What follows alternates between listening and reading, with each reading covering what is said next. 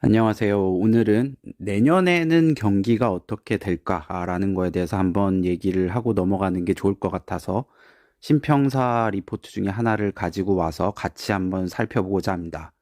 오늘은 2022년 마지막 날이고요. 내년에는 경기가 어떻게 되고 어떤 산업군들이 어떻게 영향을 받을 것인가에 대해서 한번 정리를 하고 짚고 넘어가는 게 향후 투자 공부를 하시거나 재테크 공부를 하시는데 그리고 경제 기사를 보시는데 도움이 되지 않을까 싶어서 이번 시간을 마련을 하게 되었습니다. 이번에 가지고 온 리포트는 코리아 레이팅이라고 한국 기업 평가라는 곳의 리포트이고요. 제목은 대외 요인 변화에 따른 영향 2023이라는 제목입니다. 소제목에서 보시면 아실 수 있으시듯이 2023년에는 그렇게 좋지만은 않은 한 해가 될 거라고 예상을 하고 있습니다. 결론부터 말씀드리면 내년에는 경기도 산업도 크게 좋지는 않을 것이다. 하지만 하반기로 갈수록 어느 정도 수요가 살아날 수 있기 때문에 조금 회복의 여지가 있을 수도 있다라는 식의 리포트의 결론이었고요. 자, 그럼 지금부터 한번 살펴보도록 하겠습니다.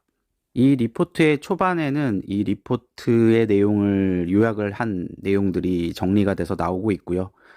방금 말씀드렸던 것처럼 외부 충격으로부터의 민감도가 계속 높은 상황이 유지가 될 것이다 라고 얘기를 하고 있습니다. 비록 원자재 가격이 하락을 하고 물류망이 정상화되면서 이로 인해서 물가 상승 압력은 어느 정도 약화된 상태로 이어지겠지만 거기에 추가로 금리 인상 속도도 어느 정도 완만해지겠지만 금리가 2023년 중에 계속 높은 수준에서 유지가 될 것이고 수요가 감소를 할 것이기 때문에 전체적인 제품과 서비스에 대한 수요가 감소를 한다는 거죠. 그렇기 때문에 경기 하락의 국면을 피할 수는 없을 것이다 라고 얘기를 하고 있습니다. 하지만 하반기로 가면서부터는 중국의 봉쇄 정책이 어느 정도 완화가 된다라고 하면 조금 회복이 될 수도 있다라고 전망을 하고 있고요. 그 아래에 있는 지표들이 우리가 보통 경제 기사를 보거나 재테크 공부를 하실 때 중점적으로 봐야 되는 요소들입니다. 물가, 금리, 환율, 경제 성장률, 유가, 공급망, 자금 시장 이런 측면들을 염두를 해 두면서 공부를 하신다라고 하면 전체적인 이해도를 높이는 데 도움이 되실 거고요. 요 거시경제 지표 매크로에 대한 내용들은 뒤쪽에 다시 한번 요약되어 있는 내용들이 있기 때문에 뒤쪽에서 다시 한번 말씀을 드리겠습니다. 우선 좀 간단하게 정리를 해드리면 유가는 어느 정도 수준에서 유지가 될 것이다 라고 하고 있고요. 그렇기 때문에 물가도 어느 정도 둔화되는 모습을 보일 것이다 라고 이야기하고 있습니다. 하지만 물가가 오른 상태에서 상승률이 둔화가 되는 거지 고물가 상황이 지속이 될 거고 이에 따라서 금리도 상승 속도는 조금 줄겠지만 고금리 상황이 유지가 될 거다라고 얘기를 하고 있습니다. 그렇기 때문에 경제 성장률은 전체적으로 낮아질 거고 그런 상황에서 어떤 섹터들이 영향을 어떻게 받는지에 대한 게 요 아래쪽에 내용이 나와 있습니다. 얘기를 하고 있는 거는 좀 안 좋아질 부분이다라고 하는 거는 건설 부분이랑 석유화학, 의류, 시멘트, 디스플레이, 호텔, 소매 유통 쪽을 얘기를 하고 있고요. 좀 좋아질 수 있다라고 하는 거는 정유, 통신제약, 조선자동차, 민자발전, 반도체, 음식료 이런 부분들이라고 할 수 있습니다. 어떻게 나눠지냐라고 하면은 안 좋은 쪽은 전체적인 제품이나 서비스의 수요가 줄어들 거기 때문에 거기에 대해서 영향을 크게 받을 수 있는 섹터들이 왼쪽 아래쪽에 위치하게 됐고 상대적으로 수요가 감소하더라도 생활에 꼭 필요한 필수품들이기 때문에 그 수요 감소폭이 어느 정도 제한이 될 수 있는 영역들은 그리고 수요가 어느 정도 탄탄하게 유지가 될 수 있는 부분들은 오른쪽 위쪽에 위치하고 있습니다. 말씀드리면 우선 긍정적이면서 우호적일 수 있는 섹터들은 하나도 없고요. 그나마 조금 괜찮은 섹터가 요 정도라고 말씀을 드리는 겁니다. 그럼 이번 시간에는 조금 매크로 위주로만 얘기를 좀 드리려고 하고 있고요.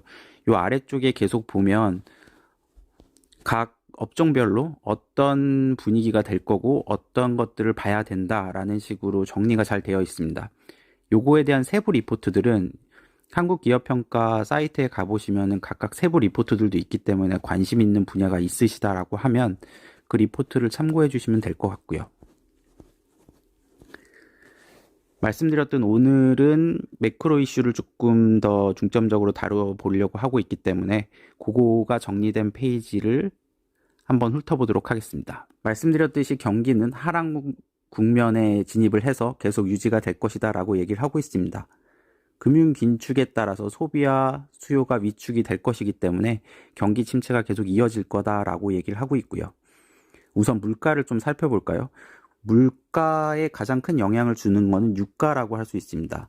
그런데 이러한 유가가 7월 이후에 하락 반전을 했고 지금까지 어느 정도 안정된 수준을 유지를 하고 있습니다. 우리가 보통 물가를 볼 때 가장 중요하게 봐야 될 상품 가격이 뭐냐라고 했을 때는 유가라고 대답하는 데에는 의심의 여지가 없을 겁니다. 왜냐하면 보통 20-30% 정도가 석유에서 나오는 제품들로 구성되어 있기 때문이죠, 물가 자체가.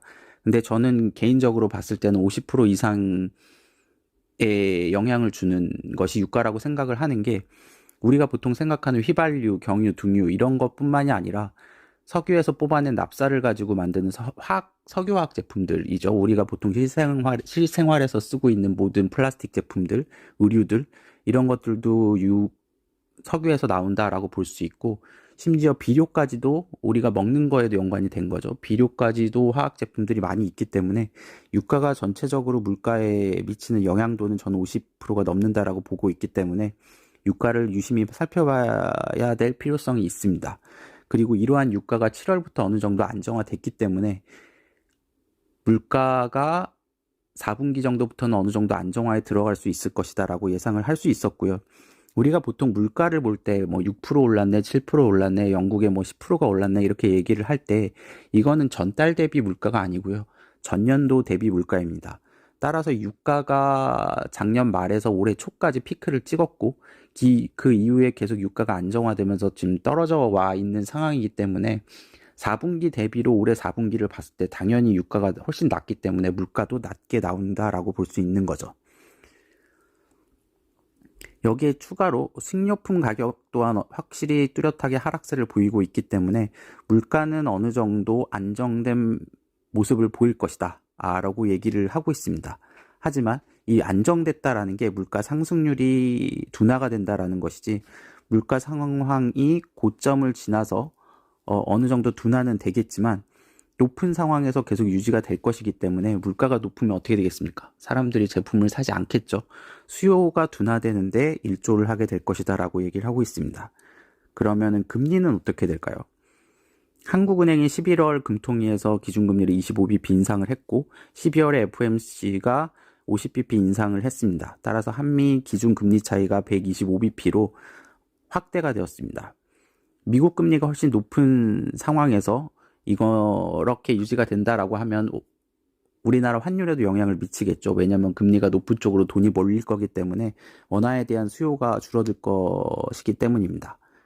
하지만 미국의 금리 인상 속도가 어느 정도 둔화가 될 것이기 때문에 이런 면을 고려를 하였을 때 우리나라 금리도 인상되는 속도가 둔화가 될 거다라고 얘기를 하고 있고요. 다만 물가 상승률이 어느 정도 둔화된 상황에서 물가가 높이 유지가 되고, 이런 상황에서는 금리 또한 인상 속도가 둔화가 되겠지만 금리도 높은 상황에서 계속 유지가 될 거다라고 얘기를 하고 있습니다. 금리가 높은 상황에서 유지가 된다라는 것은 기업이나 가게한테 부담이 계속 더 갈 것이란 얘기입니다. 금리가 높은 수준에서 유지가 되면 빚을 많이 빌려 쓴 가게나 기업들이 이자 부담이 많이 늘어나게 된다라는 거죠. 제가 이전 영상에서 금리가 높은 상황이 되면 쭉정인 기업들이 걸러질 거다라고 얘기를 드린 적이 있는데, 지금까지 아직 그렇게 쭉정이들이 걸러지는 시기가 오지도 않았습니다. 제가 보기에는 2023년이 그런 발단이 되면서 그런 일들이 많이 일어나게 될 시기라고 생각을 하고요. 그렇기 때문에 부동산 시장에서도 경매나 공매나 이런 쪽의 물건들이 많이 나오게 될 거고, 기업들도 여러 가지로 힘든 상황이 많이 이어질 걸로 예상이 되고 있습니다. 그럼 환율은 어떻게 될까요? 환율은 9월 하순부터 1,400원에서 고점을 찍고 11월을 돌아오면서 1,300원 수준에서 계속 왔다 갔다 하고 있는 상황입니다. 미국이랑 한국의 금리 차가 좀 벌어진 상황에서 한국의 원화의 약세 요인이 있지만, 내년에는 미국 달러가 어느 정도 약세로 돌아설 걸로, 강하게 유지되겠지만은 너무 초강세로 가지 않고 어느 정도 조정이 되면서 조금은 약세 쪽으로 전환될 가능성이 높기 때문에 그런 면에서 봤을 때는 한국의 환율은 1,300원대에서 어느 정도 등락을 거듭할 것이라고 예상을 하고 있습니다. 앞에서 말씀드렸듯이 금리도 그렇고 물가도 그렇고 높은 수준에서 유지가 될 것이기 때문에 여러 가지로 수요를 억제하는, 수요를 누르는 경제 상황이라 경제 성장률은 좋지 않을 수밖에 없습니다. 그래서 세계 및 한국의 경제 성장률이 내년에는 어느 정도 2% 이하로 떨어질 것이다 라고 얘기를 하고 있고요. 이러한 경제 성장률이 회복이 될 수 있는 조건들은 세계의 소비시장이 살아나야 됩니다. 그렇기 때문에 세계의 소비시장의 가장 큰 축을 차지하고 있는 중국의 코로나 봉쇄 정책이 어느 정도 완화가 된다라고 하면 수요가 어느 정도는 살아날 수 있을 거로 기대를 하고 있고요.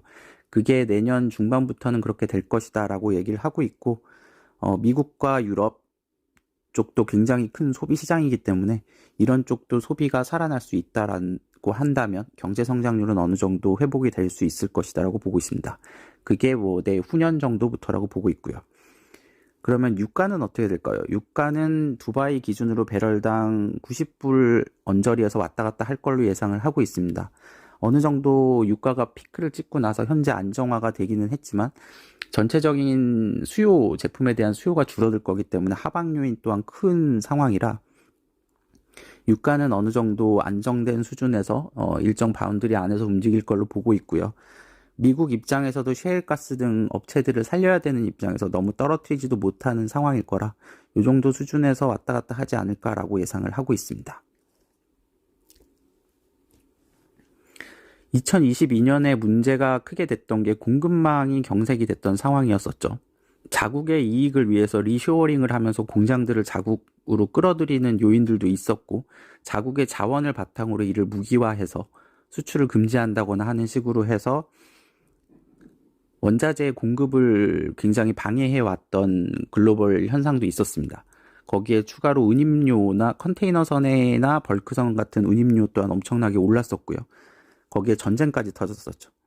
그렇기 때문에 공급에 있어서 굉장히 뭔가가 부족한, 뭔가 공급이 안 되는 상황이 연출이 됐었는데, 이게 이제 컨테이너선, 벌크선 운임료가 생각보다 많이 이제 떨어졌고, 전쟁도 어느 정도 완화가 될 거다라고 보고 있고,